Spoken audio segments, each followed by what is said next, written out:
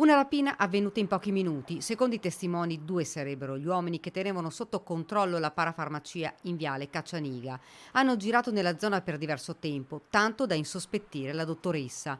Aveva allertato anche il titolare dell'agenzia immobiliare che si trova accanto. Era un'ora che andavano avanti e indietro, lei ha detto sono un'ora che vanno avanti e indietro delle persone mai viste. Tutto poi è precipitato in poco tempo. La dottoressa è rientrata in parafarmacia. Ho detto vabbè, stiamo un po' attenti, e ho detto va bene, io torno in parafarmacia, voi date un'occhiata se ci sono problemi. Saranno passati 20 secondi.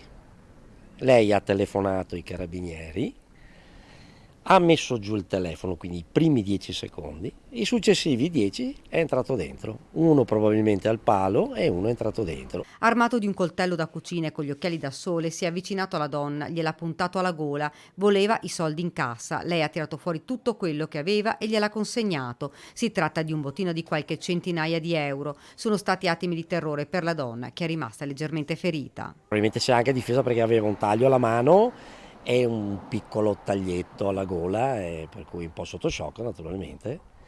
E i carabinieri erano allertati, ma era un'allerta dovuta non guardi che sono stata rapinata, era attenzione che ci sono.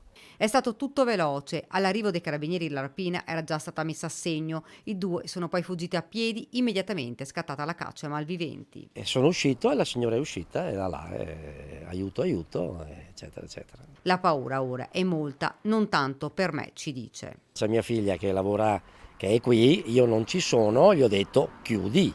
Quando esco, ormai a questo punto chiudi sempre. Nelle prossime ore i carabinieri guarderanno le immagini della videosorveglianza. Forse i due rapinatori sono stati immortalati. La dottoressa è sotto shock ma sta bene. La parafarmacia rimarrà chiusa per qualche giorno.